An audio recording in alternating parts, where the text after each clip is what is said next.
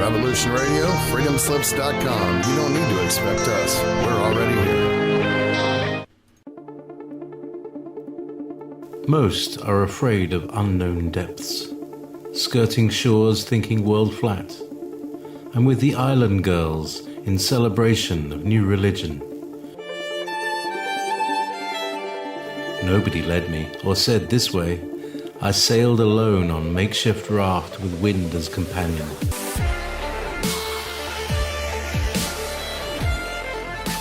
Fate for deliverance, confidence enough to assess a new disposition. Seekers of lost paradise may seem fools to those who never sought the other worlds. Welcome to Momentary Zen with Zen Garcia. Visit www.fallenangels.tv. You're listening to Revolution Radio. Laboring for the liberty of others, singing secrets freely to those who would lend ear. Beware of ciphers dressed in partial truth, decorated in luxuriance and sold for profit as candy to the masses. Sharing truth is sacred duty, obligation we should assume without expectation of tribute or reward. We must give without restriction, goading others to remembrance and seeking catalysts to their own souls' awakening, purpose, and revelation. Condemned by callous wardens and harassed by their zombie slaves, most are unaware of the razor wire, steel doors, windows lined with bars, indoctrinated to mind and veiled from periphery, caging those unsure of the bondage of hidden reman. The overseers celebrate the fostering, the subtle imposition of a matrix which grants the illusion of freedom, access to excess and pleasure, when in truth they are quarantined by duress and the mask of false liberation. Those revealing mystery are designated insane, labeled quacks, reputations dismantled in character assassination, the respect annihilated by those sovereigns in charge of the asylum, regulating the cuckoo's nest, holding all victim to charade. Welcome, friends. I'm your host, Zen Garcia. This is Momentary Zen here on freedomslips.com, Revolution Radio.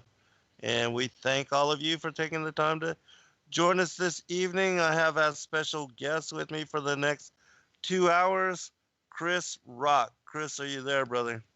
I am, Zen. Thanks for having me. Appreciate it.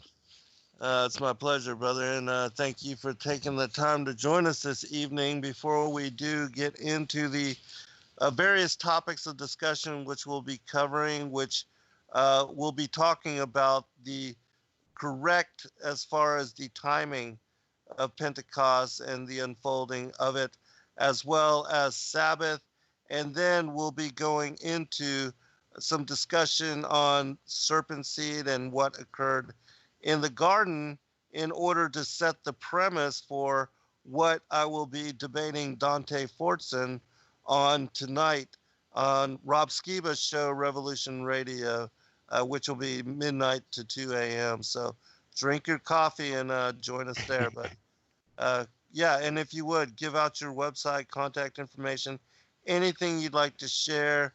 Also, you said you had a website set up for the things we would be discussing this evening. So any of that. I do. Thanks.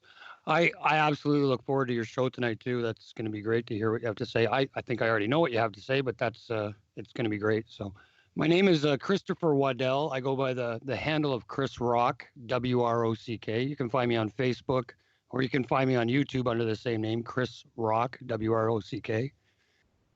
I host live hangouts, usually on Fridays and anytime that the spirit moves. My website is tfer.info, where I have a few studies up, and I've kind of tailored it to the night so you guys could follow along with the studies. I've got some pictures up there. It's fairly easy to see what's going on. You just hit the links that we're talking about, and you can follow along. Excellent. All right. And so, I'm also looking forward to the debate tonight. This is an issue that's been near and dear to my heart for a very long time, and I do believe it to be one of those keys for unlocking so much that is yet veiled within Scripture and little understood. And when it comes to the New World Order elites, they themselves declare themselves connected to the seed of Cain, and the whole divine right of kings that they try to foster and foment. So, but anyways, so let's go ahead and get into. Well, let me give you a chance to comment first, and then we'll go into. I agree with you 100% about the ruling class of today. They wish they could do their job right now, but the Spirit of God won't allow that until the proper time. So we have this time right now to help wake up as many people as we can to what's going on. Yeah, absolutely. We do have and again, with this particular topic, I think it is one of those, again, the keys for unlocking so much of Scripture, and in explaining what we are dealing with and contesting with in the world. Yes, because we are at war, and they have been attempting to slaughter at every turn of the way all throughout history the sons of Adam from behind the shadows, the Oz behind the mask, and which is why we see the perpetuation of insanity even in this day and age. But it's true. You can't get away from it anywhere. Yeah, no doubt. One of the attacks was, of course, on God's calendar, the appointed times, which is what we'll be discussing today. So hopefully we can shed some light on that. His calendar, his feasts, his Sabbaths, his holy days. And we want to get everybody, my goal is not only to do that and to educate people about Pentecost and the other things that I've become aware of, but it is, of course, to get people on their knees and to repent. And if they haven't already, of course, and then to be obedient to the word once you find the word. And as Zen and I have both discovered, that's the Torah seen fulfilled in Christ. Yes. And so that's where I'm at. I love to study the Bible. And I found the biblical calendar as proposed by a gentleman named Michael Rood probably 4 or 5 years ago, but I never acted on it. Now knowing what I know, I don't think Mr. Rood's calendar is correct because it's lunar based for its months, but it's not continual for its Sabbaths. So it's something I know now to be biblically impossible. Something we'll talk about tonight. But right, another individual contacted me today and told me that Rob and John had done a show where they had this guy on, and he was talking about how the months are established. Like just recently, we had the vernal equinox occur. And because Enoch, he speaks about both a solar and a lunar calendar, a 364-day solar calendar, which begins on the vernal equinox when the sun is directly above the equator and starts moving towards what is the Tropic of Cancer. And for the 3 months that it spends doing so, this is the season of spring. And this individual talked about how the months are established according to the first Kadesh, the sighting of the first sliver of the moon after the vernal equinox. But then after that, and I'm assuming this is the way Michael Rood's calendar is as well, is that then after the sighting of the first Kadesh, Sabbath is every 7 days thereafter. Is that correct as far as the way his is? No, that's not correct. He does. Okay. He has a continual Saturday type every Sabbath. That's how he keeps his Sabbath. As far as his months go, he determines it by the barley crop. Right. So that was my exact specific line of query when I came into this. I kind of wanted to know what the Sabbath was, what the calendar was. I had already figured out a very big truth about Pentecost, which we'll get into in a moment. Yes. But while doing that, I discovered, I tried to get all the information I possibly could about when the biblical month begins, when the day begins, how long the Sabbath is, all kinds of different aspects of it. Like, for example, right now we're talking about when does the biblical month begin and when does the new year begin. So you were talking about Enoch earlier, and I did do a little bit of discovery on Enoch, and my opinion, now this is just opinions, and I know people can be edified and led wherever they are, and I am fairly new to this, but Enoch specifically states that the crescent moon is the beginning of months. Enoch specifically states, and that would be in 78:12, and as well as in, it's repeated in 72 and 73 as well. Yeah. And in chapter 87, he says that the void is the end of month. So that's our determination from Enoch. Enoch also goes on to describe 1/14 of what we see in the sky, and he uses the term half a lot in there. Mm-hmm. So what I think he's saying, and this is my opinion, of course, is that we see half of the moon's face at any time. It's wax or it's wane, Mm-hmm. and that he's describing how long a day is, the light on that, which is 1/7 of a week or 1/14 of the Right. of the face. Yes. Which I think is correct. I really don't think he's telling us to wait for a full day's light worth, though. Right. Right. Which Yeah, means I it would be at the very first sighting. Sighting, And that, yes. so that's my determination. I know people like to go by 7% or less, but I'm pretty sure it's if you can see it, then that's it. Yes, I agree with you, and that's why I amended, because before I had really began the deep research on this, because I was led to this understanding as far as the study of the calendar when the Most High allowed me to decrypt the book on the courses of the heavenly luminaries, according to applying the motions of the sun and the moon to the backdrop of the circle of the earth as a flat plane and as a clock's face. And so after I did so, as I showed in my 9th book, The Flat Earth as Key, to decrypt the book of Enoch, that you can then make sense of all of what he is talking about. But I, when I first wrote that book, I was adherent that it was a 7%. But like you, I now agree that that is the sighting, the first sliver of the moon that determines Kadesh. Yeah, I had to mend myself as well. I was a 7% as well until recently. So that's just, once you learn a truth, you should be obedient to it if you find a truth. And I found the flat Earth truth about the biblical flat Earth truth about 2000. I guess it was December 2014. So it's been a couple of years for me, just over a couple of years. And I've found over 120 scriptures that you cannot fit into the heliocentric world whatsoever. So I'm right with you on that, and beyond.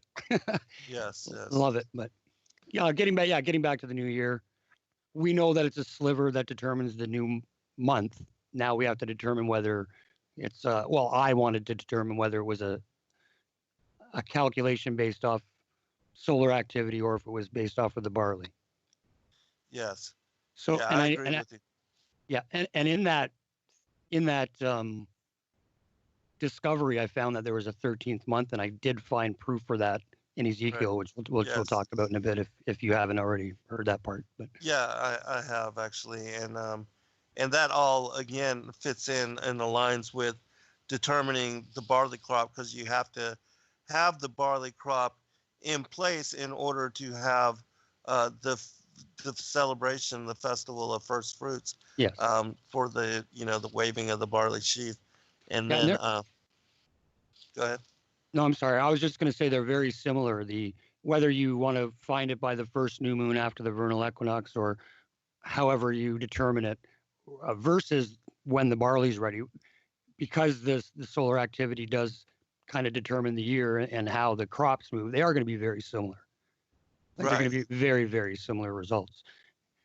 Well, what I was saying as far as the the sighting of the first new moon, that was secondary to the barley crop, in my opinion, because that is the first indicator as to the beginning of the year. Because if the barley crop's not in play, then you most certainly have to add that 13th month, the Adar II, in order for it to be realigned.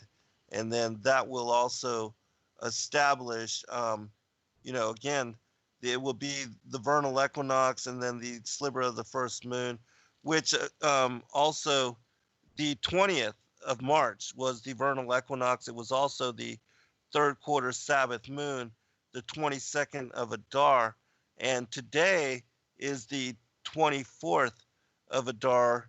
And then we have the 29th and the fourth Sabbath occurring on the 27th of March. And then the following day should be the Kadesh of Nisan, which will be the first month. It's also referenced as a bead in the book of Exodus. In the Exodus, yeah. Yeah, and that will be Rosh Kadesh, but go ahead. Yeah, you're right. That's Rosh Kadesh. It's Aviv or Abib, depending on how you like to pronounce it. Right. It's actually the name of the first month, but it's not even that general. It's the same article that has been added to the word Aviv, which means ears, green ears of corn. Right. It doesn't mean maize. It means the barley's out of its shoot, basically. It's ready, right? And we know that it got destroyed during the hailstorm of the plagues of the Exodus. So we know what time of year it was. God had to actually specifically tell the Israelites that this was the first month. And he also, like I said, he added a little preposition. It's the same preposition that changes the general term man, Adam, into the specific man, Adam, like mankind to Adam, the man. So it's not just Aviv, it's the Aviv, it just places more importance on it, obviously. Right. So, excuse my voice here. I kind of lost my voice. No, it's all good. Yeah, we know it was around spring. Obviously, everything comes back to life. Right. And the current way that the Jewish leaders, for example, calculate their calendar is based on something similar by citing the moon, and what we were talking about earlier. I mean, whether it's north or south of due east on a certain day, like the spring equinox, and they base a few years in advance on this, and it's just not accurate, and they even know it's not accurate, but they still use it, right? They say they don't have the authority to go and to do it because there's no temple and whatnot, no Sanhedrin to meet at the temple and whatnot.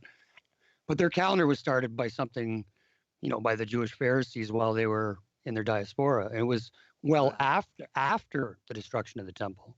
A lot of people don't understand that the temple was destroyed in around 70 AD, but there was still a Jewish population that lived there, and Christian for that matter, until they were forcibly removed around 135 AD. It's called the Second Jewish Revolt in history. And from that time, they weren't in the area. So until that time, the old calendar was in effect and it was always used. And then we see the emergence where this new, what I call Babylonian calendar, comes into play. And by about 350, Constantine, the same Constantine we're all familiar with, gives it his stamp of approval. And it becomes the quote unquote official Roman calendar for the Jews in his territory. So that's when about the old calendar kind of ceased to be used on a large scale. Right. And at that time, they were, basically threatening people to accept the new calendar and the system. And then Hillel basically fixed the Sabbath according to 1 in every 7 day. And that's when, they've been following the Friday to Saturday sundown principle for determining Sabbath. They were. Sorry, go ahead. No, I was just going to say also that with regard to this calendar system, that this was restored to the Israelites during the Exodus once they were released from the bondage of Egypt. And that you can tell that this calendar was restored then because it determines and aligns the feasts of Passover according to the Sabbaths following on the 15th and the 22nd, and then for the next 3 months, Sabbaths fell on those days, which, according to the calendar system, can only occur on the ancient Hebrew Enochian calendar. As as I created the calendar that I made, which fixes and helps people that are following the Gregorian to determine how the Enochian calendar aligns with that, and I'll actually share that with people in the chat room. But go ahead and set up the premise for how it was that you were led to Revelation as far as Pentecost as well.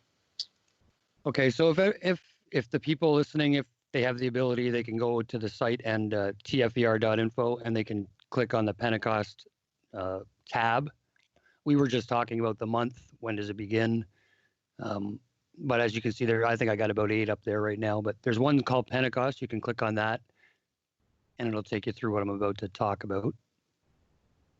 So you can follow it a little bit better. But can you put that in the chat room too? I put that at your Facebook link. Oh, can I put that here? Yeah. You know what?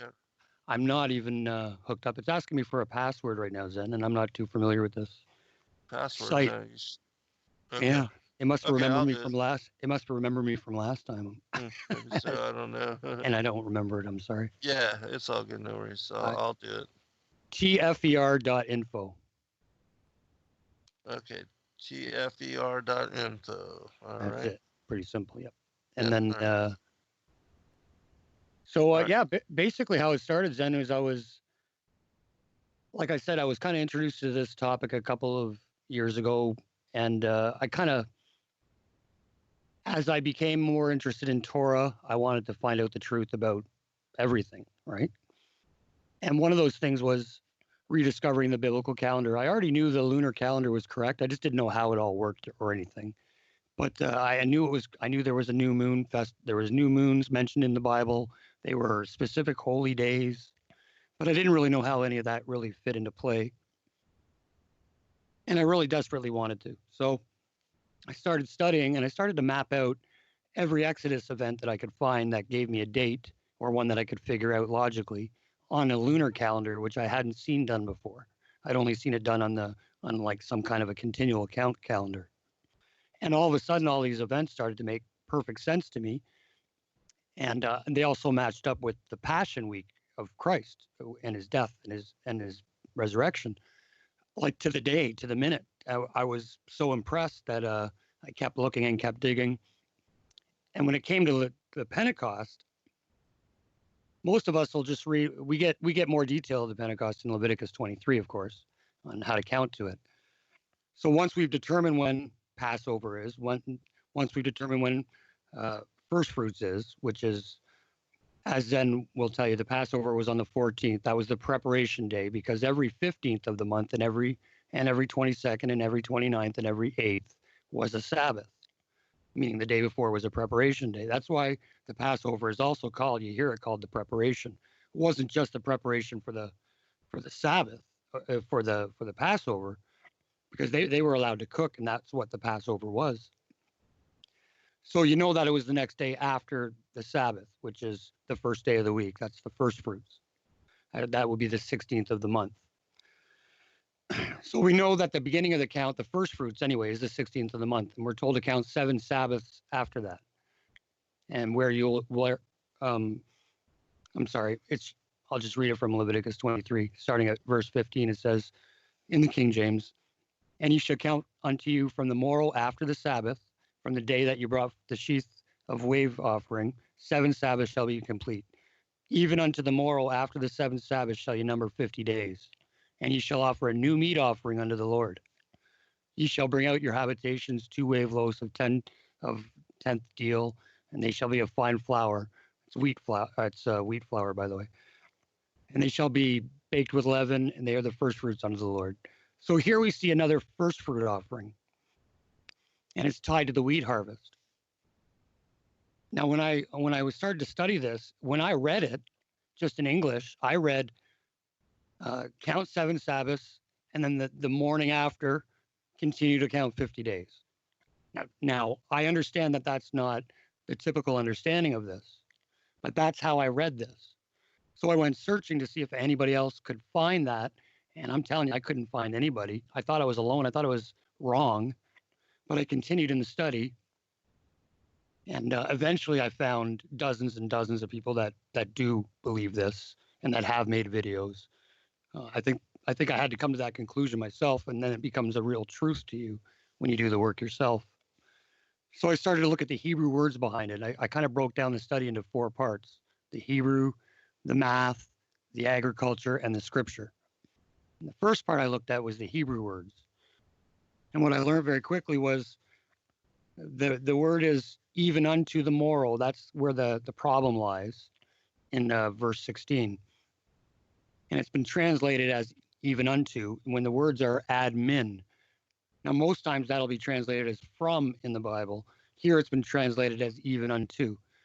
The problem is that it can be used as a space or a time or a degree separation. It should have been used as space here because we have definitions of 7 Sabbaths and 50 days. This is talking about, it should have been time, and it wasn't. It was translated as space, which is even unto. So in my opinion, they made a mistake there. And then I was looking through and I realized that there was one English translation that did agree with me. Most of them don't. But this guy named Farrer Fenton had it right in my mind. He's an ancient Sanskrit, Greek, Hebrew, Latin scholar. And he translated it as you shall also count for yourself from the day after the 7th Sabbath that you bring the wave sheath 7 Sabbaths. They must be complete. Then after the 7th Sabbath, you shall count 50 days, when you shall present a new offering unto the ever-living. You shall bring forth from your dwellings 2 wave cakes of 2 tenths of fine wheat flour. They shall be fermented, baked in an oven for the ever-living. So I found somebody that agreed with me, and I was like, wow, cool. Now let's see how it maps out, in the scripture. But first I wanted to finish my report, like in my mind, I wanted to say, does 7 Sabbaths, can you really get 50 days out of that? Now, I know everybody thinks 7 times 7 adds a day, and they get 50 in their head. But the count is to be from the first Sabbath. And the first Sabbath, you're already starting at count number 1. And you only go to 7 Sabbaths, that's 43 days. It's not 49 like most people would just assume, because the first Sabbath is count number 1, which would be the 22nd of Abib in this case. Now that would be for the traditional count if you're a continual count Sabbath keeper. If you're a lunar, a solar lunar or agricultural lunar, like I like to refer it as, then it's 46 days, possibly 47, but you can't get to 50. You just can't get there. And I started to look at the agriculture behind wheat. And I also noticed that it had to be a new meat offering or a new wheat offering. It had to be this year's crop, and we know when the new year starts. Now we also know that wheat takes about 110 to 120 days to grow. All right, hold on, brother. We'll be right back, everyone. This is Thomas, a.k.a. a Mad Painter. I'd like you to join me Monday nights, 10 p.m. Eastern Standard Time for Open Canvas. Don't forget to bring an open mind. Yes, folks, that's right. Bring an open mind to an open canvas. Again, that is Monday nights, 10 p.m. Eastern. UFOs to government corruption. This is Revolution Radio, freedomslips.com. You don't need to expect us. We're already here. 58 and Studio B is 716-748-0112. Thank you very much for listening to Revolution Radio, freedomslips.com, the #1 listener-supported radio station in the world. The opinions expressed on this radio station, its programs, and its website by the hosts, guests, and call-in listeners or chatters are solely the opinions of the original source who expressed them. They do not necessarily represent the opinions of Revolution Radio and freedomslips.com, its staff, or affiliates. You're listening to Revolution Radio, freedomslips.com, 100% listener-supported radio, and now we return you to your host.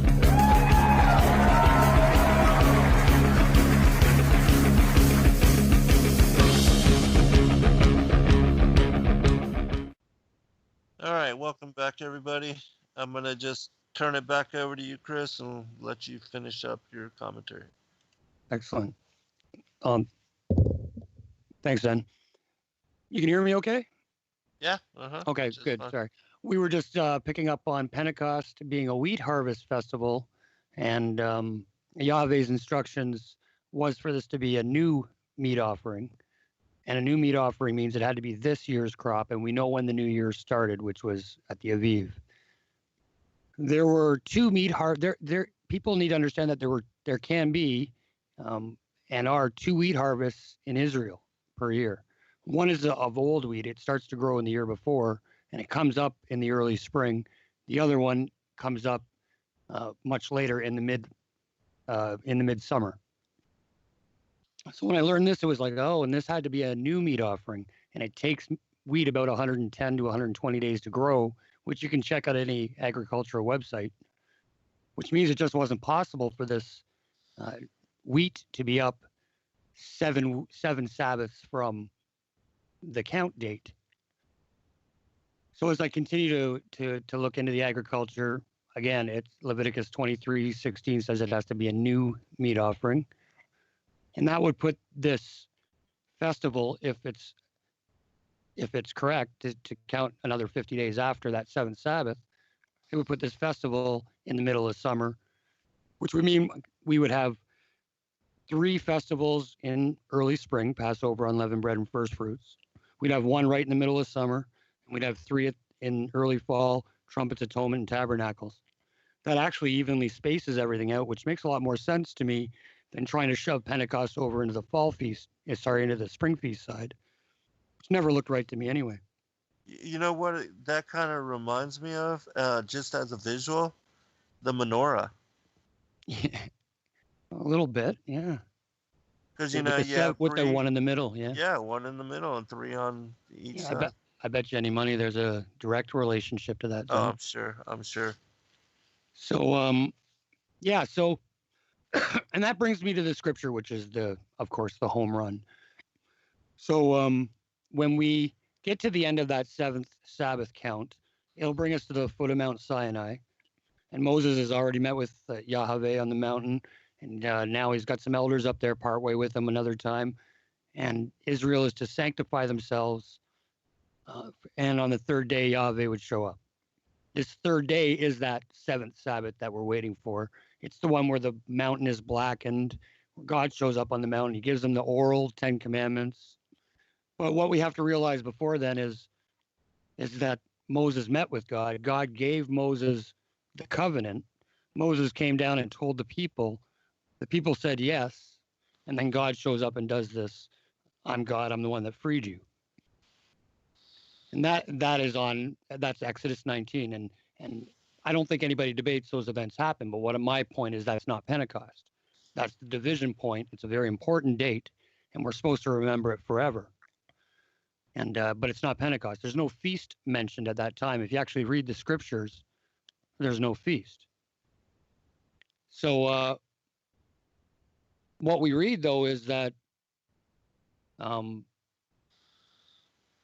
we continue to read in the timeline about 50 days later, we realize that, or 49 days later to be exact, we realize this event happens. After that 7th Sabbath, Moses goes up for 40 days. Well, on the 40th day, he gets called down. I'm saying that that's the 49th day after the 7th Sabbath. He gets called down because Israel is in idolatry. God tells him to go down, and he goes down, he finds them in idolatry. And they're worshiping the golden calf. Well, if you read that story very closely, you realize that Aaron, the high priest, declares a feast to Yahweh. Whatever his reasons were, people can argue that, but it is a feast, and the word used for Lord is YHVH. It's a tetragrammaton. It's the ultimate God. They're not talking about the golden calf. At least Aaron's not. So the next day, I'm saying, would be this feast. We had a feast declared for Pentecost. We had a feast declared for unleavened bread. We had a feast declared for first fruits. And this is the next feast declared in the Exodus timeline. And what happens? Moses comes down on that day. Aaron had built an altar to it. Probably made him, the people. I can just imagine what it was like down there. But and Aaron says tomorrow is a feast to the Lord in Exodus 32:5. And this is, like I said, the 49th day. And it's the fourth feast mentioned since in the Exodus account. So when Moses comes down, he sees the calf, and he's very mad. And he took the calf that they made and he ground it up into powder, and he mixed it with water, and he made them drink it. So he effectively put their little g God into them, flowing in their veins. And then what happens? Moses calls Levites to his side, and they kill 3,000 men. And then what happens? It just keeps going on and on. Moses says, consecrate yourselves today for that the Lord may bless you tomorrow. And it came to pass on the morrow that God went up, and God said, Moses said to them, I will go up and see God and make atonement for your sins. And then when he's talking to God, God says, I'm going to blot those sinners out of the book. So then we have all these markers in Exodus 32. 40 days, it's a feast, 3,000 men going up to make atonement for Israel, sinners blotted out, their God flowing through them. We have all these markers. And when we turn to Acts 1 and 2, we read every single one of these markers. And we know that Acts 1 and 2 is Pentecost. Now, people assume that Christ rose 10 days before or something. That is complete tradition. He rose as Pentecost was coming, like as it was dawning kind of thing. I would assume the day before or the day of.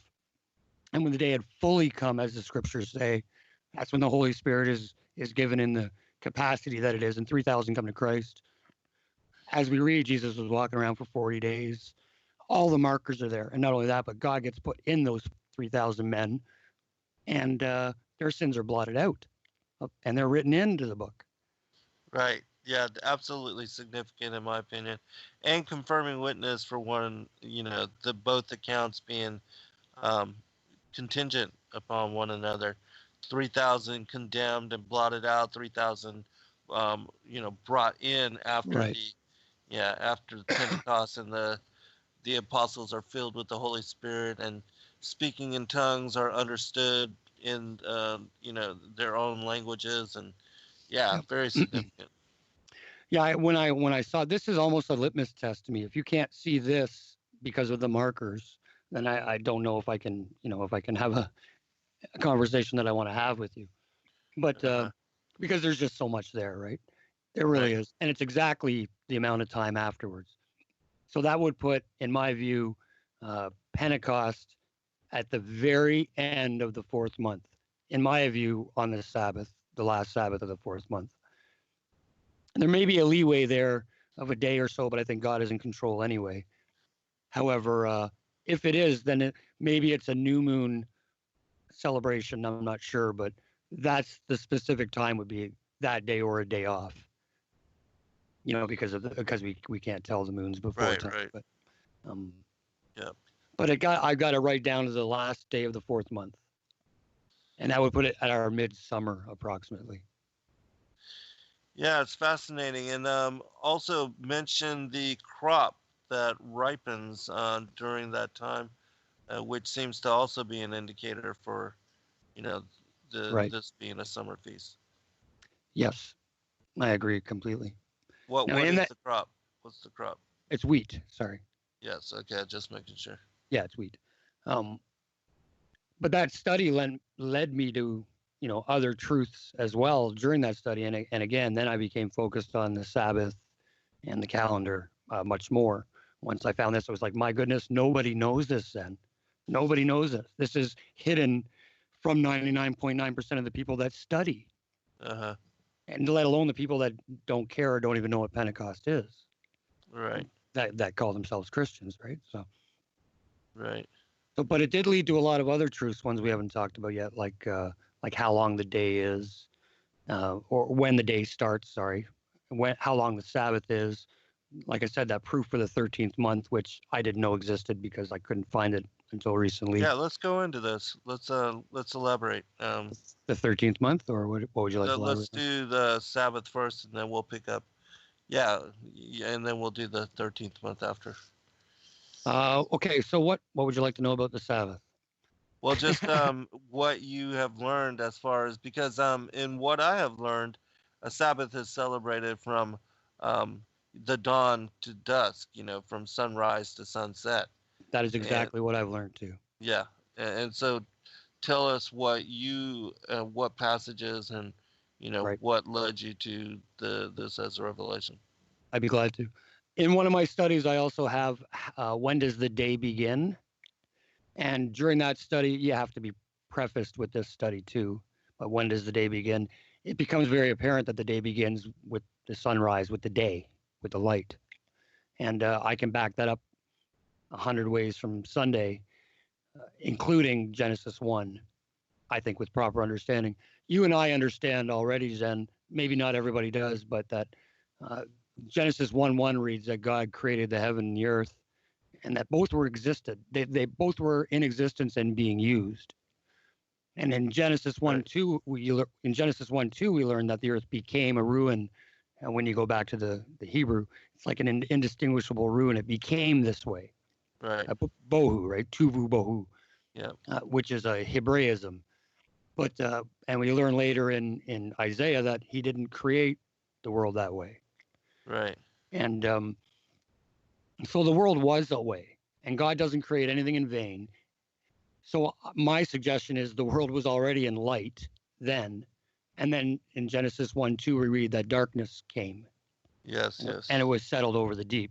The deep, of course, being a reference used all the way through the Bible to reference the grave and Hades and other things. So there's a good connection to that. And of course, you and I also agree that that has to do with the war, the ancient war in heaven, whether it's still going on or not. But that is that's the connection. Right. So the other thing, just really quick comment is because why would God create the earth destroyed and then have to recreate it in Genesis 1:2? Why wouldn't he just create it perfect and not have to do all that?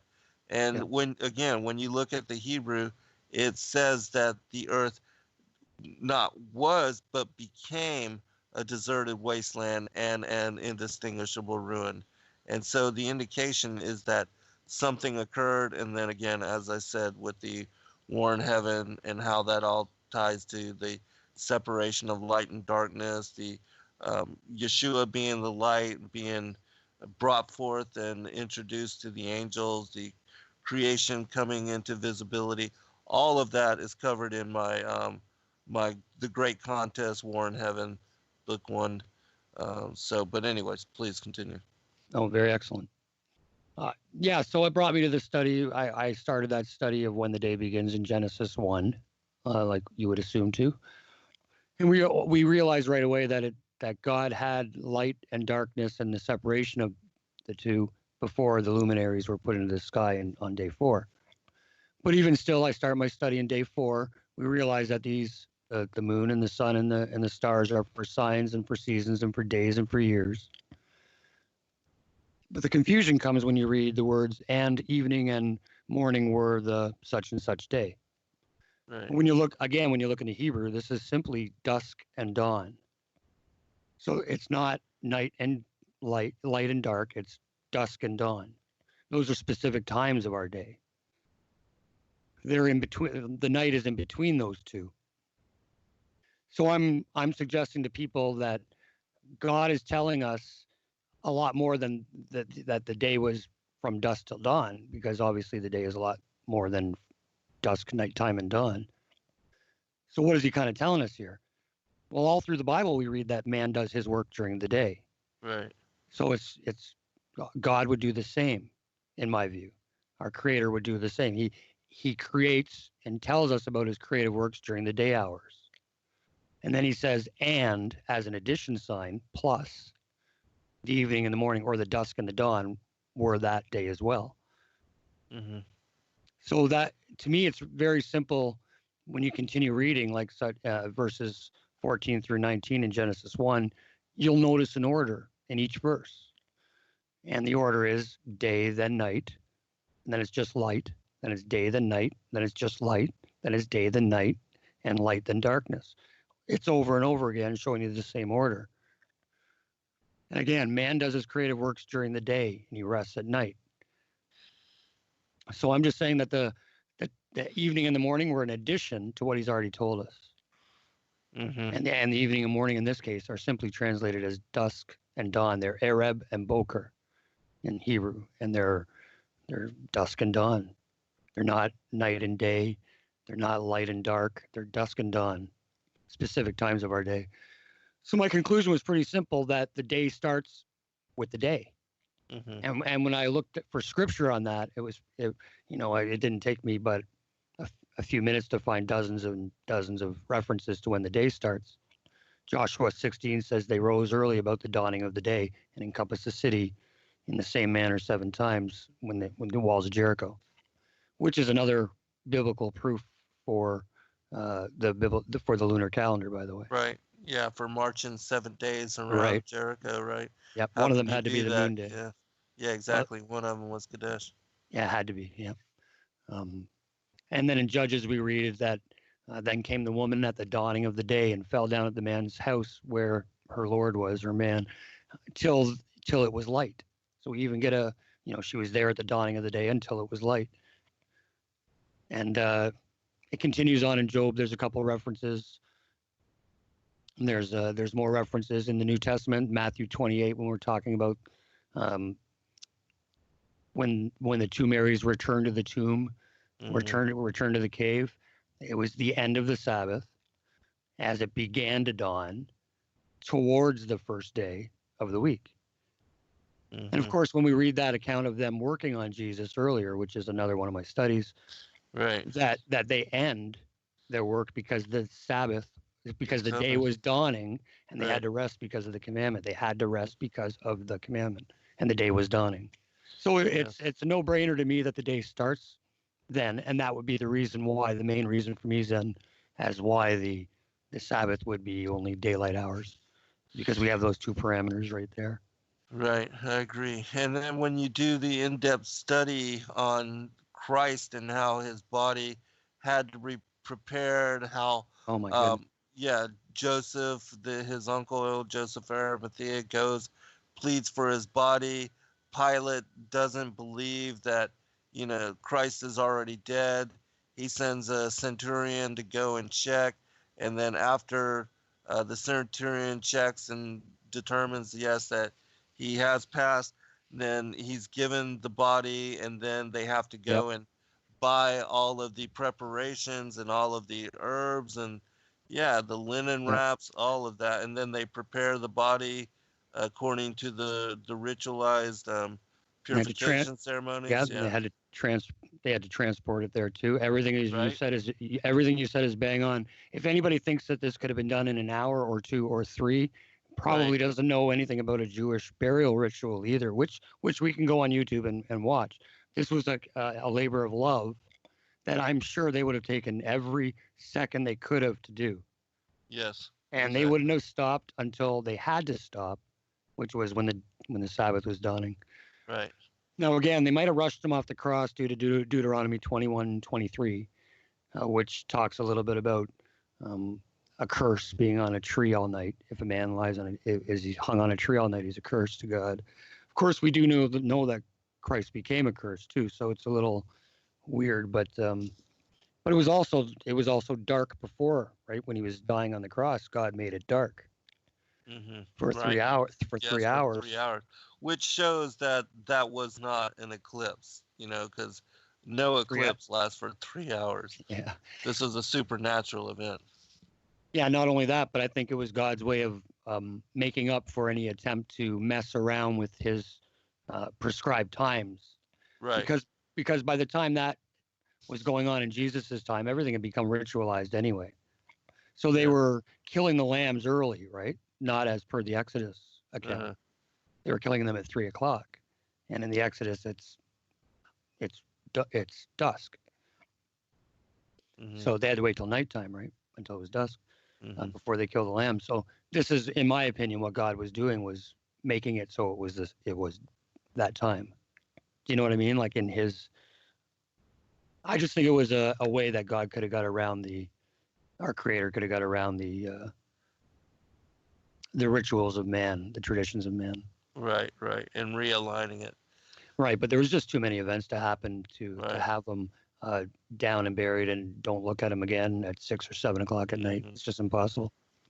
Yeah, I fully agree. And when anybody honestly does the study on that, then in my opinion, affirms that. And the other aspect of that, when just looking at the Exodus, Moses is called to come and speak with Pharaoh the night before the dawning of Passover, and then he returns, and they celebrate the Passover from sunrise to sunset, and then afterwards it's that night that they are released and allowed to leave the land of Egypt, which it was still the 15th, and at night. I've got one of those studies too on my site. Sorry, I guess we have to break here. Oh no, yeah, no worries. All right, we'll be right back, everyone. Yep.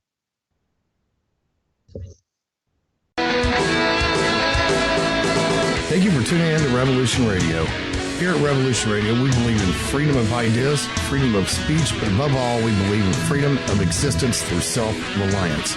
This station is 100% listener-supported, and as a fundraising promotion, I have a kick-ass free gift for a $100 donation. 35,000 seeds. 25 years in the freezer. Long-term storable, 54 different varieties. So if food prices go crazy, the shit hits the fan, or if you just want to save tons of money every year by creating your own food like I do, grab our seed pack special. Just look for the banner on the homepage at freedomslips.com. Don't be a statistic. Don't be part of the problem. Be part of the solution. We need, as humans, to start taking care of ourselves and not depending on the megacorps to provide unhealthy, nasty food. Included in this package is also a DVD with 900 survival and off-grid living documents and the offline home canning how to do everything website all on the DVD. So when you're growing all that food, you know how to can it, store it, preserve it, etc. with all these documents. So thank you for tuning in to Revolution Radio at freedomslips.com. I hope that you will pick up this package and start learning to be free. Revolution Radio, freedomslips.com, where information never sleeps and freedom is one seed that needs to be planted.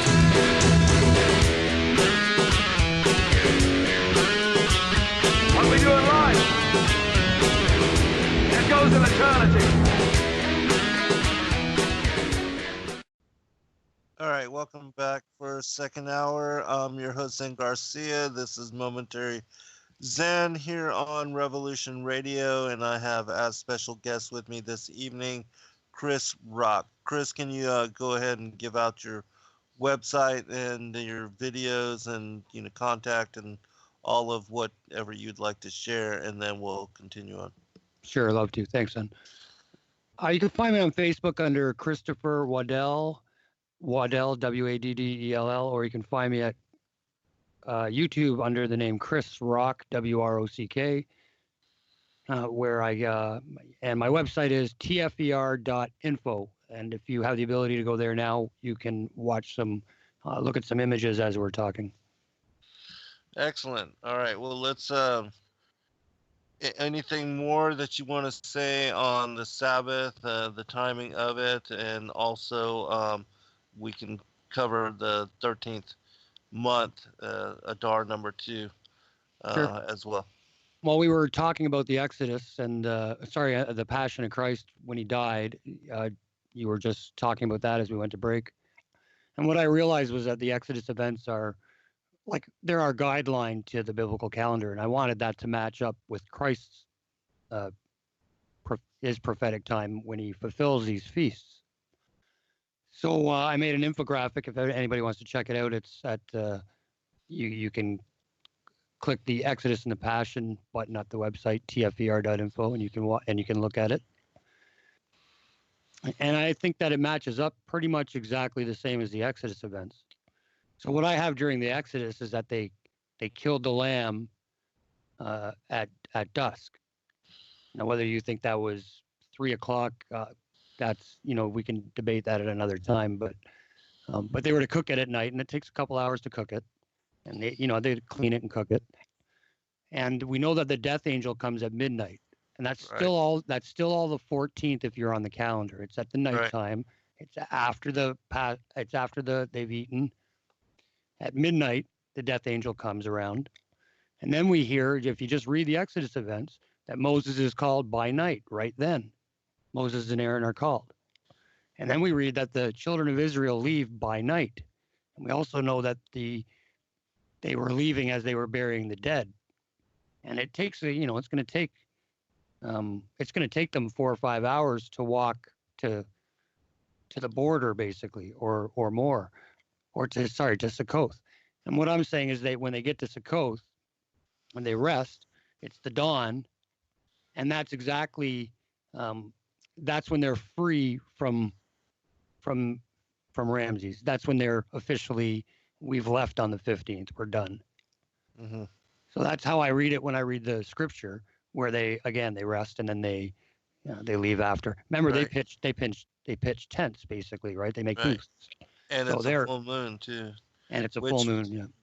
What better time to leave than in the evening of the full moon? Correct. And so they've made their unleavened bread, and they're not allowed to cook the next day.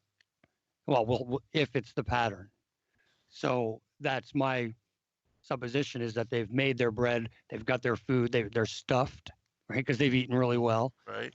And God gives them fleet of foot, and they're walking, and they get to Succoth in the morning.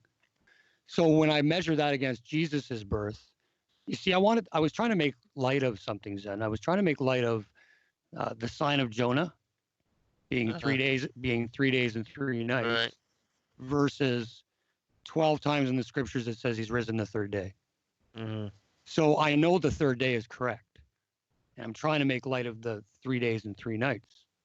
Mm-hmm. And just in case anybody listening is a continual Sabbath keeper, they usually will reckon this as Jesus dies on a Wednesday. Okay, that's the only way they can make sense of the 3 days and 3 nights. Mm-hmm. And I'm just telling you that if that was true, that would make the 10th, the day they had to get the lamb and do all this work, that would make that a Sabbath. That would make that your Saturday. Mm-hmm. And we can't have that. Right.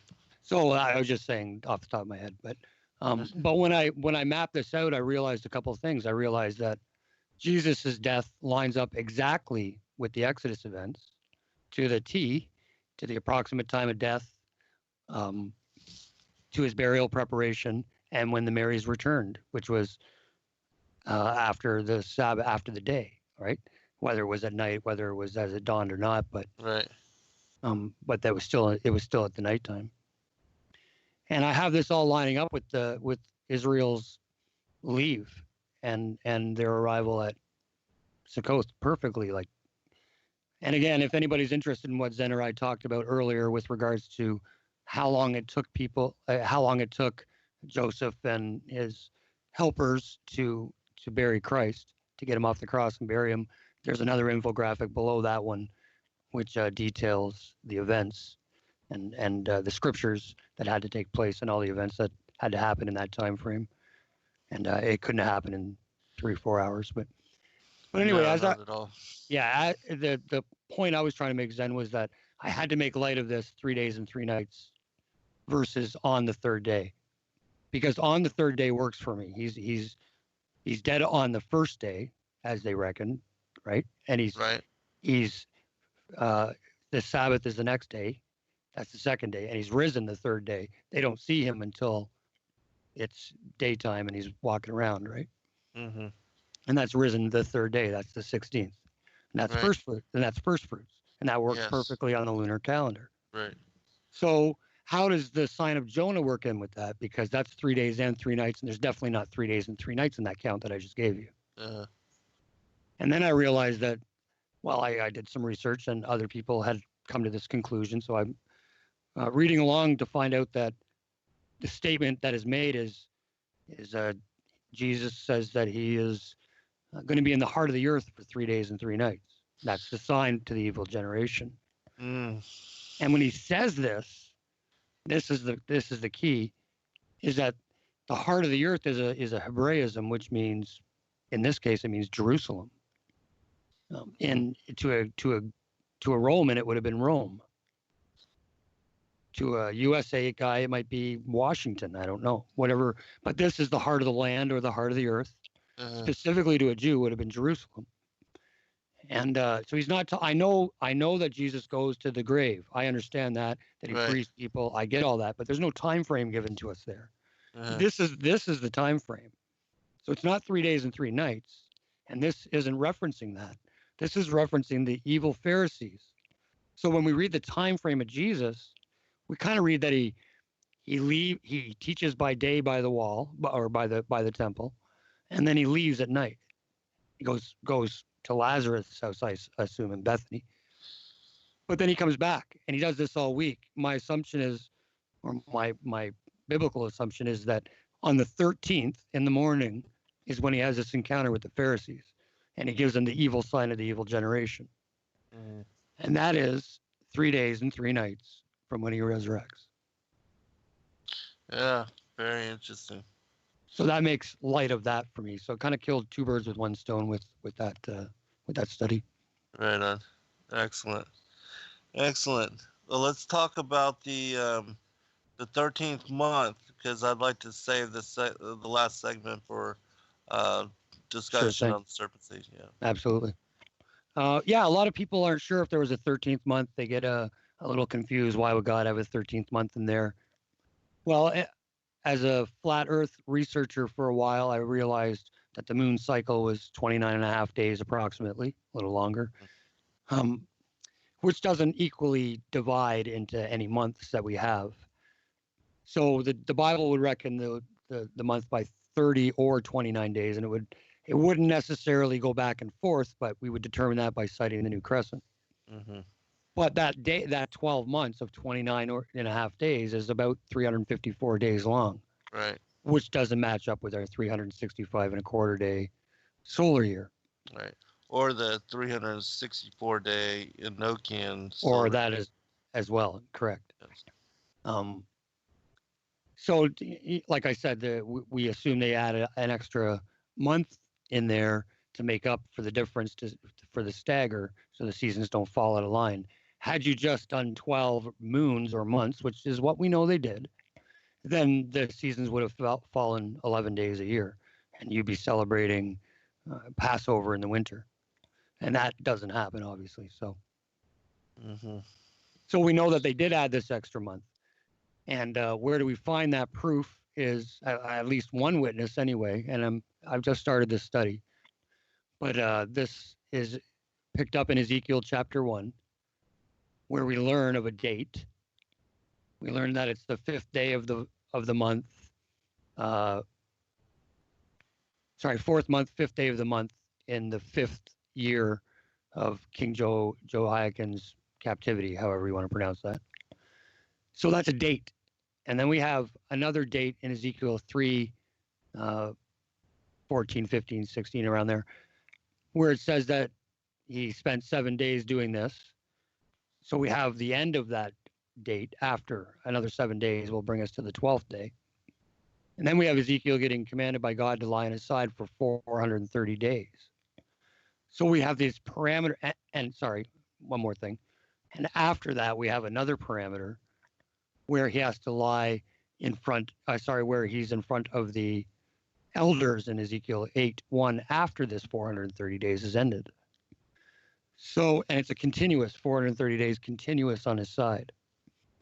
So the point is, does your calendar allow for the amount of days that we can figure from what we're told? Does a continual calendar work? Like does a solar calendar work? Does a 12-month calendar work? Or does the added 13th month work?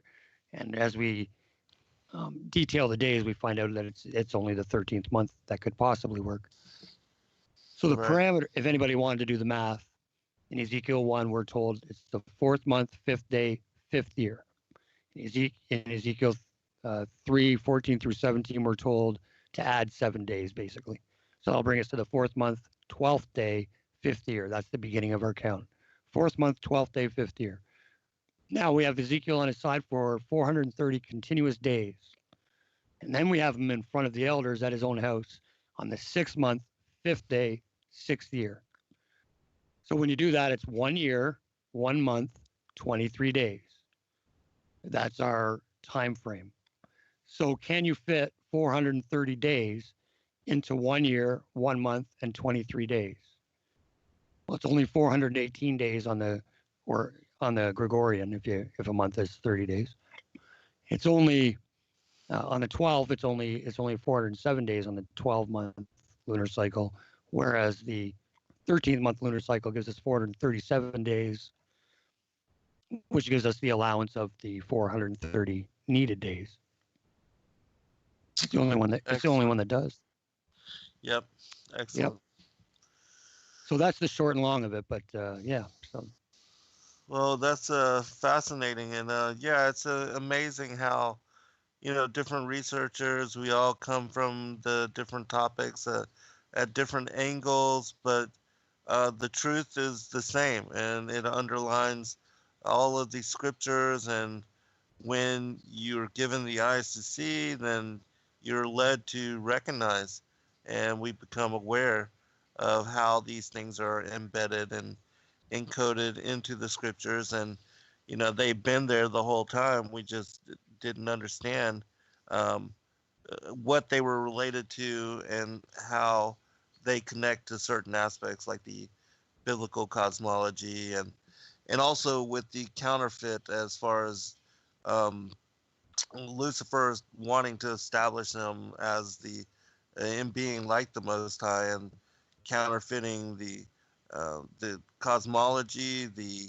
calendar system, the even the holy days, with the Easter and Christmas and all of that. And yeah, so it's so deeply profound. But it is. so, And as we were yeah, talking, it started in the garden, right? Well, it started even before the garden as we were talking, and which is how we'll lead into the next segment, I guess, right?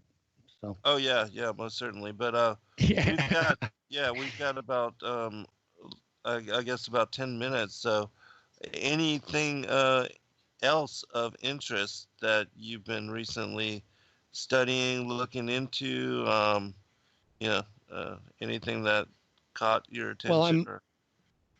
Well, I would ask for a little bit of help, because I'm not exactly sure myself how to determine the new year, because I don't grow my own barley. Right. And that is a little bit of an issue for me at this time. And I understand people that say that doesn't make sense to them. How could that be preserved if not everybody grows barley? But it could be I don't really have an answer for that either. I do like what I heard somebody recently say about the Virgin, Virgo, rising, and she's usually depicted as holding a barley sheaf in her hand, because she rises at the east exactly at that time of year. But I wouldn't know how to determine how high up or anything like that, or the day. So I would ask for help. If anybody wants to edify me, I'd be glad to listen to what anybody has to say. Yeah, that's an interesting question. I do believe that there are individuals that have set up websites and that watch specifically the barley feast in Jerusalem. Yes. And that make that information known, and that is one of the indicators for determining whether there is a 13th month needed or not. And of course, unless we are eyewitness and actually can see and determine it ourselves, it most certainly makes it difficult. And so we would have to utilize an eyewitness like that for making such determination for us. But right. Yes, there are these kind of there websites out there, and this actually occurred not this this year, but last year. There was the calendar that I had set up for. So this year is a 12-month on your calendar. Because last year was a 13. Right. Yeah. Yeah, it was a 13.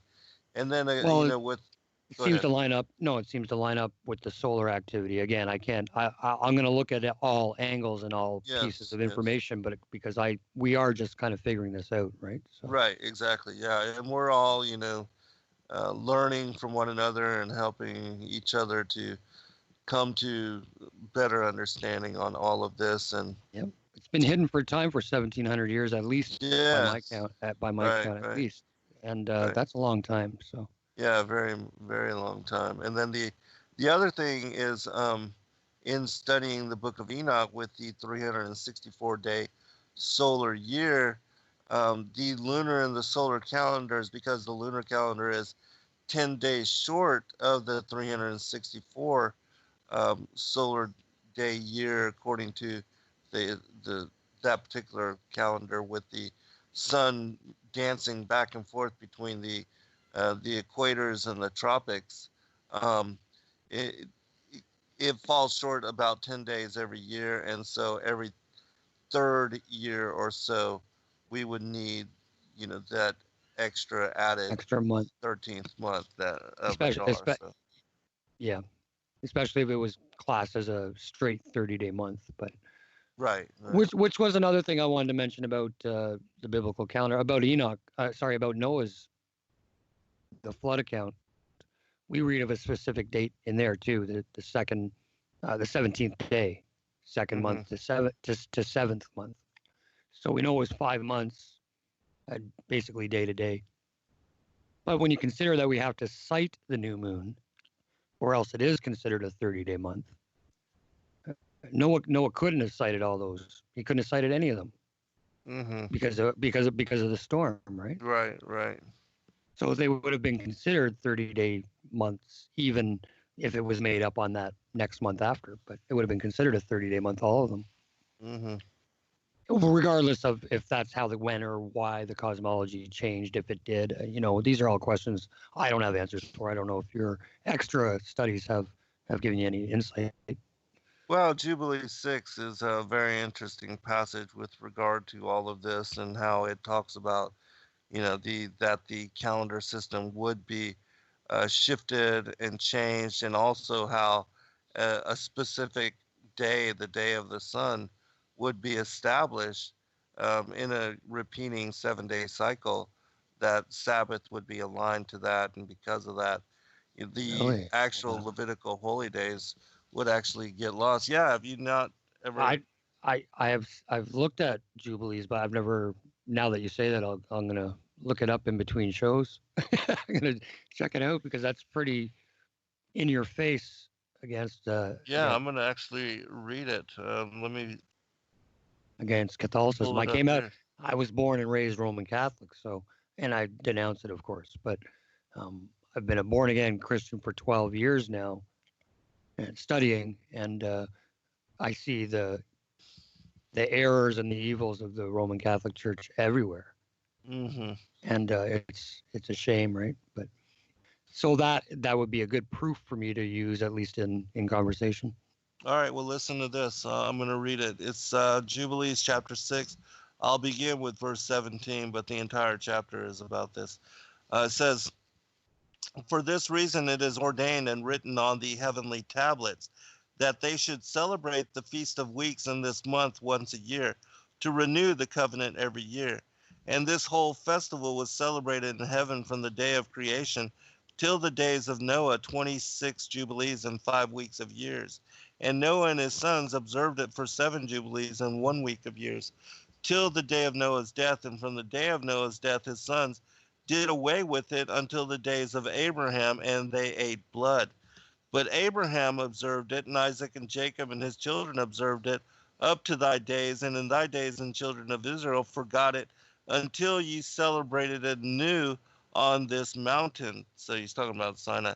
"And do thou command the children of Israel to observe this festival in all their generations, for a commandment unto them, 1 day in the year in this month they shall celebrate the festival. For it is the Feast of Weeks and the Feast of First Fruits. This feast is twofold and a double nature, according to what is written and engraved concerning it. Celebrate it. For I have written it in the book of the first law, in that which I have written for thee, that thou shouldst celebrate it in its season, one day in the year. And I explained to thee its sacrifices that the children of Israel should remember and should celebrate it throughout their generations in this month, one day in every year. And on the new moon of the first month, and on the new moon of the fourth month, and on the new moon of the seventh month, and on the new moon of the 10th month are the days of remembrance, and the days of the seasons and the four divisions of the year. These are written and ordained as a testimony forever. And Noah ordained them for himself as feasts for the generations forever, so that they have become thereby a memorial unto him.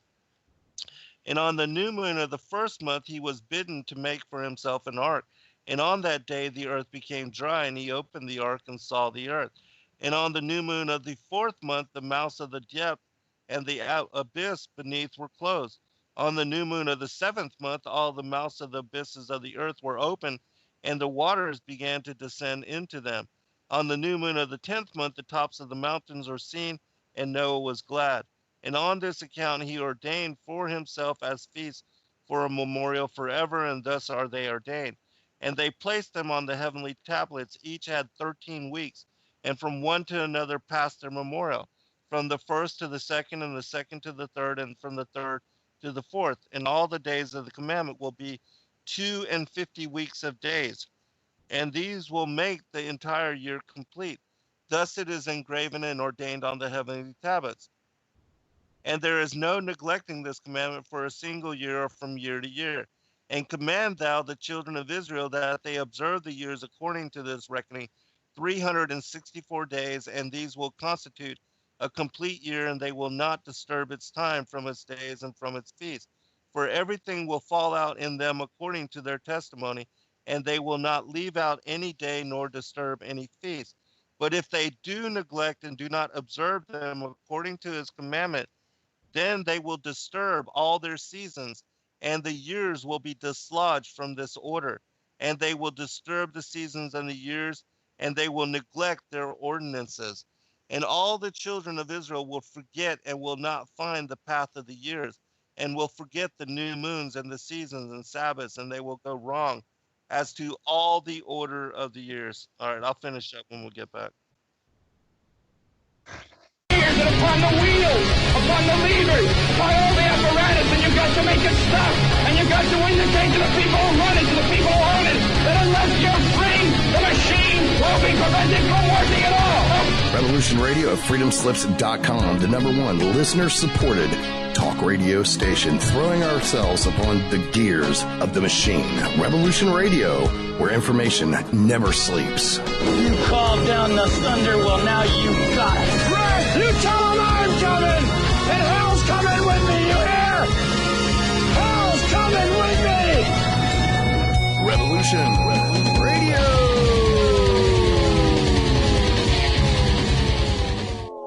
Expressed on this radio station, its programs, and its website by the hosts, guests, and call-in listeners or chatters are solely the opinions of the original source who expressed them. They do not necessarily represent the opinions of Revolution Radio and freedomslips.com, its staff, or affiliates. You're listening to Revolution Radio, freedomslips.com, 100% listener-supported radio, and now we return you to your host.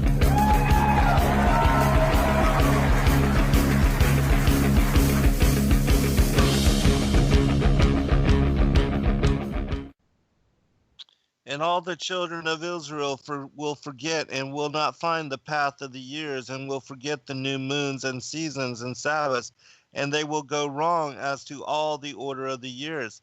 For I know, and from henceforth will I declare it unto thee, and it is not my own devising, for the book lies written before me, and on the heavenly tablets the division of days is ordained, lest they forget the feasts of the covenant and walk according to the feasts of the Gentiles, after their error and after their ignorance. For there will be those who will assuredly make observations of the moon, how it disturbs the season and comes in from year to year 10 days too soon. For this reason, the years will come upon them when they will disturb the order and make an abominable day the day of testimony, and an unclean day a feast day, and they will confound all the days, the holy with the unclean, and the unclean day with the holy. For they will go wrong as to the months and Sabbaths and feasts and jubilees. For this reason I command and testify to thee, that thou mayest testify to them. For after thy death thy children will disturb them, so that they will not make the year 364 days only. And for this reason they will go wrong as to the new moons and seasons and Sabbaths and festivals, and they will eat all kinds of blood with all kinds of flesh. And so, yeah, this passage here lets you know about how they would lose, the determination of the lunar calendar, the new moons, how, Kadesh would be, would not be adhered to, not be recognized as necessary for the determination of Sabbath, and how they would make one day in seven, Sunday, an abominable day, the day of testimony. So, yeah, pretty profound in my opinion. It is. Yeah, I'm fairly new to some of the extra biblical texts, not to all of them, but to some of them, and I had never heard that before. That's pretty amazing. Do you think it was a physical change that the Creator did, or do you think that this is a math problem on our end? Oh, you mean as far as the 365 days? Correct. And that as well as the moon not being a 30 pattern or fitting that. Well, it's because moon means month, right? It's the same word. Yes, so it's the same word. Yes. That must be how they determined it was by the moon. Yes, they did. The lunar months were determined by the moon and by Kadesh, and still with regard to the, because everybody says now that the days are 365 and a quarter days long, but I am looking into that again because I'm not necessarily sure that that is truthful, because why would the Most High declare to Noah to declare to his children that they make certain to hold an observation of a solar year as being 364 days, and then he does something to change that? That doesn't make sense to me. And so in my opinion, that the day count is also been altered, just like the calendar year and the cosmology, in order to confuse us and to lead us astray with the determination of the weeks, months, and years. And so the way that I'm going to figure it out and determine it is by counting the actual number of days from the time of the vernal equinox to the next vernal equinox, and see if indeed it is 365 and a quarter days. Because in my mind, it doesn't make sense that the Most High would go against his own ordinances and the establishment of the patterns of the sun and the moon in the determination of the solar and lunar year, and then change that. Why would he do that? Doesn't make sense. Yeah, I know that Enoch talks about in the very end where the heavenly luminaries, they will leave their course and they will not keep their appointed times. Right. I don't know if we're in that yet. I don't know when any of this would have started, when they would have even reckoned a 30-day month or a 29.5-day month. You know what I mean? Like, I don't know when. Who knows what it was in history? We don't know that 1,000 years ago or 2,000 years ago that it wasn't a 30-day month. Right. Or sorry, that it wasn't equal, whatever that is. Right. Yeah, I think that what is referenced in those luminaries not coming forth in their time, that those are specific to the planets, the wandering stars, and how, why that is, and what connections to whatever their supposed pattern and circuit was supposed to be. I don't know, but yeah, I think that it's specific to those. But who knows? These are things we're still learning about and still determining. But I do want to go ahead and get into the garden parable and the serpent-seed, and just ask you how you regard it, how you were led to understanding and revelation upon it, and just to see where you go with it. Right. Okay. I was I was fortunate enough about less than a year into my born again Christian life to find a pretty good pastor that knew how to study. And he had these concepts, obviously, so he brought them forth. But Really? he also taught Wow. me, That's amazing. and he also taught me how to, he also taught me how to study, which is more important even. And he always said, don't believe me, go look at it yourself. Yes. Which is very important because that's what I tell people too. It becomes truth when you do it yourself. You know what I mean? And I give props to him, because there's Yeah, not a lot like he's him out there. He's passed on now, but his son is exactly the same. It's pretty cool. Oh wow! Wow. But yeah, I did this from I got this understanding from a biblical perspective without going outside the scriptures. Like I said, the pastor that taught me this had a working knowledge of the same things that you do as well. So I know that now, but excuse me. But he always taught us just straight out of the Bible. So, but in that we learn that there's two trees in the midst. That the serpent is not necessarily a snake. That touch is a euphemism that means sex the very next time it's used, and others after that. That touch wasn't even a commandment given, but it was probably the thing. But it was probably the thing that tricked Eve, because once she touched it and didn't feel or do anything different, she continued in the sin, which is very important because we often do that. We often get into little, we get tempted with a little bit, and then it turns into something a lot worse than it was. So what was the beguilement of Eve? And beguilement is, it's wholly seduced, in Corinthians. So it's a big deal, right? We're not talking about eating a piece of fruit. It's a story with a greater. I mean, there's a greater truth, is what I mean. Right. I do believe they ate fruit. I didn't for a while. I thought it was that specific whole euphemism, but I'm coming around to that. But again, is Satan the father of Cain? Is what it boils down to.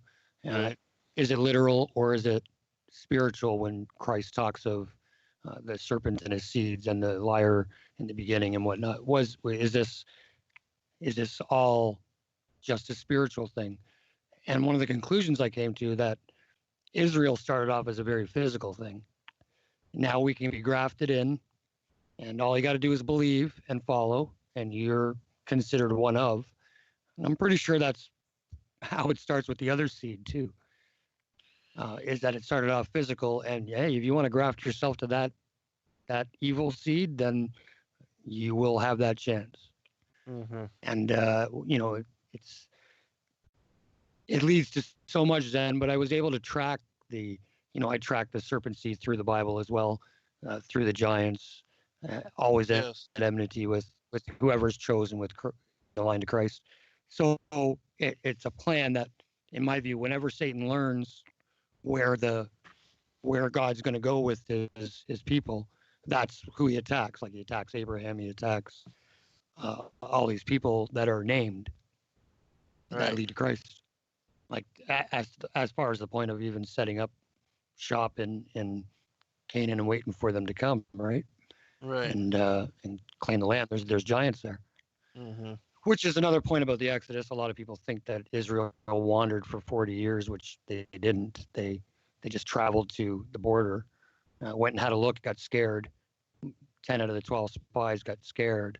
And because of that, they spent basically 38, almost 39 years in the same spot on the border, waiting until the generation died off and there was a new generation that had been fed by God the whole time, that didn't know about Egypt, and they went in and took the land, right? But there were giants waiting there for them. So So this story continues all the way up, and it's crazy. It goes all the way from the garden and all the way to the Pharisees who killed Christ, who are called serpents themselves. They're called vipers, the generation of vipers.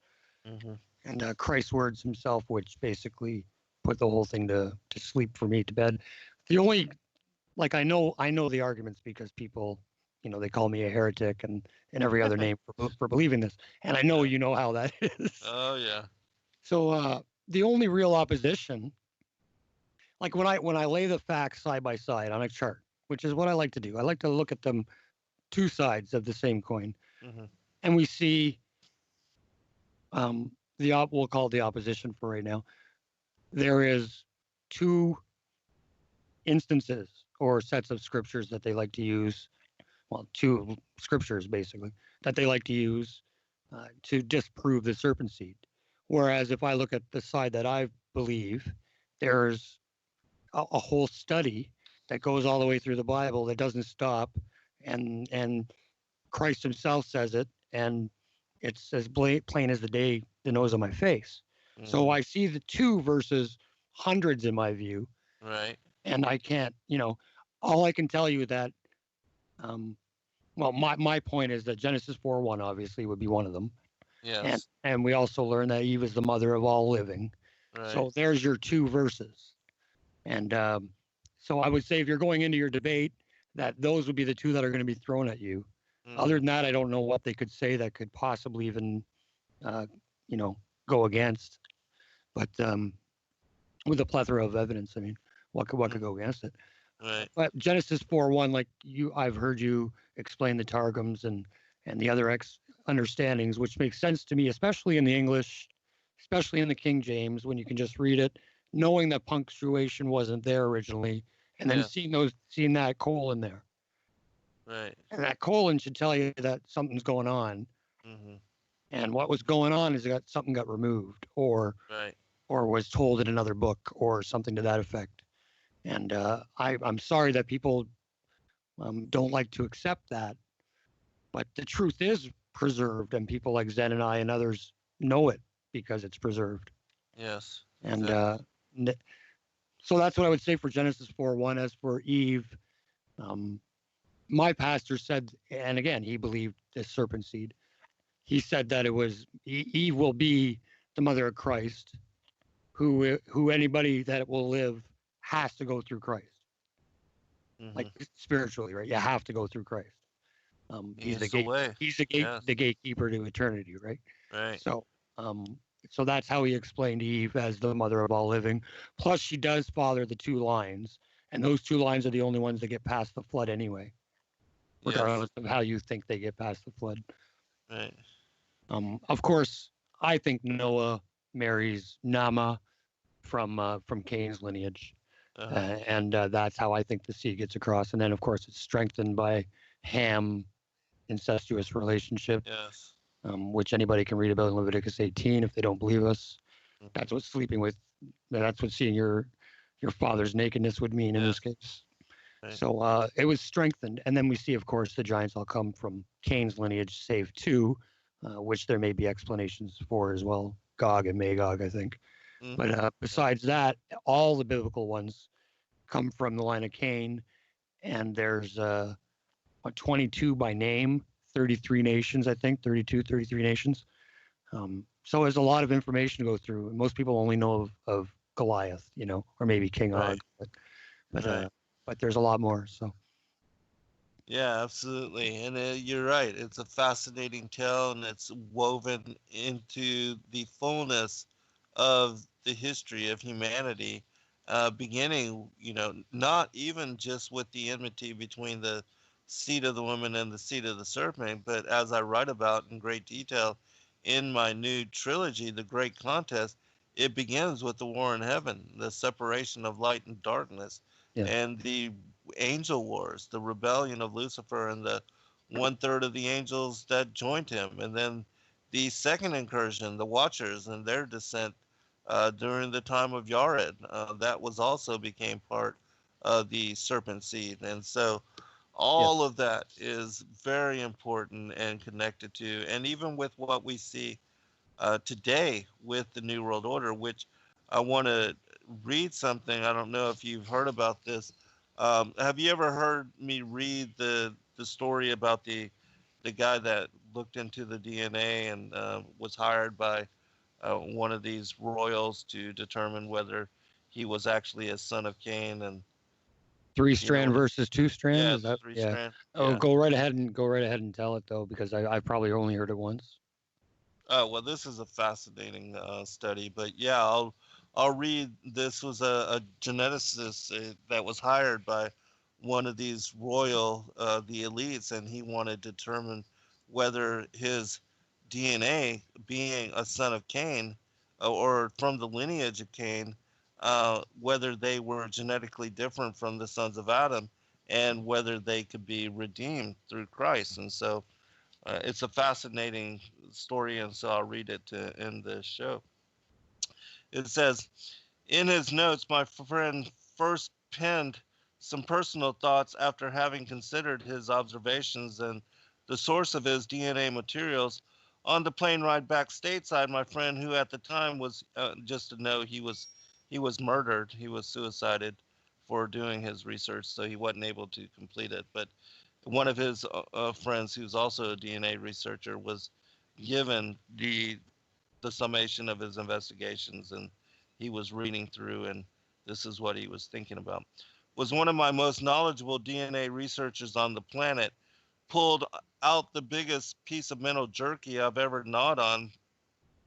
His benefactor, test subject, believed that while most of the sons of Adam had double-strand DNA, he had been told by his family that he and his blood relatives were distinctly different, and that he, like his fathers before him, had triple-strand DNA. He wanted my friend to secretly prove once and for all if this was true or not. The subject claimed that his extended family and their cousins, who are kings, queens, princesses, and princesses, as well as leaders of industry and banking worldwide, believe they are children of an otherworldly race of humanoid beings. He'd been taught by his tutors that once upon a time his ancestors had fallen to earth after some cosmic calamity in the time before the garden. He believed that while their ancestral mother was Eve, their ancestral father was not Adam. He was torn to know if a child of Cain was actually genetically different and whether he could be saved. He thought of the Vatican's pronouncements that the aliens are our cousins and the Vishnu teachings of a time when gods flew in spaceships and destroyed whole cities in a single blast. He even had notes about Elijah being caught up in a chariot of fire. Maybe he had misread or misunderstood the entire history of the Bible. Maybe from Genesis to Revelations, it was about some far more tangible and real fallen angel alien cousins than the ghost-like destroying angels he'd always pictured in his imaginations. It only matters what they believe, because our original subject and his relatives, who are these kings, queens, princesses, and princesses, as well as leaders of industry and banking worldwide, believe and act as though they are children of an otherworldly race of humanoid beings, but not human only, hybrid human, more than human, superior, alien humans. Our subject and his kin had been taught by their families and tutors that once upon a time their ancestors had fallen to earth after this cosmic calamity in the time before the garden. He believed that while their ancestral mother was Eve, their ancestral father was not Adam. They believe they are our humanoid cousins, superior hybrids, half alien and only half human. They once reigned from Olympus and were pharaohs. Whatever the real truth of their history, their belief is the driver of their actions. Being the true believers they are, they will continue to operate in accordance with their beliefs and the laws of alien Darwinian type survival. That is why they interbreed, to maintain the purity of their bloodlines. That's why they secretly meet and connive to pass power between themselves. And that's why they must fool the rest of mankind into wars of self-destruction and debt, so that we may be forever enslaved to their lust on this prison planet till death do us part. More than afraid, they know in their hearts this is a fight for survival. The fight for survival. It had begun, just as my friend had said, as a murder investigation, starting with the first murder when that Luciferian demon dad had first whispered of the evil deed to his willing child, Cain. It continued through time, the sons of Adam fighting for survival and destroying the alien giants in Canaan land, David and the hybrid Goliath and his 4 hybrid brothers, and all the hidden true believers since, hiding in plain sight, so powerful, so important, yet so afraid. These earthbound half-cousins of ours continue to laugh, but it is a nervous laugh at that, as they have a joke or two at our expense, recreating their lying fathers' fall to earth and flashing their heretofore secret gang signs, hand signs to each other right in our faces. I know now how dangerous their beliefs are because they are being driven by their beliefs, taught to them by their real alleged father, the father of lies. And even now, he knows the truth and whispers in his initiate's ears, just as he had in Cain's ear. The sons of Adam, as long as they are alive, are dangerous. Comment? Wow. What can I say? Right. Yeah. Well, there's an ever-growing population of studiers and, born-again people trying to do the very best they can for God that believe that the end times will have something to do with DNA in general. Maybe that would be how we lose our birthright. So Yeah. be very careful, folks. All right, everyone, remember 12 a.m. to 2 a.m. midnight on TFR Revolutionary Radio. Rob Skiba will be facilitating the debate between Dante, Fortson, and I on serpent-seed. God bless all. Good night. Shalom, Chris. Thanks for coming, brother. Shalom, brother. Thank you. Be good now. God bless. Who are we? Where do we come from? Are you curious about the origins of the human race? Join me, Gavin McCall, and a variety of guests on Ancient Humans, where we decipher world events, explore scientific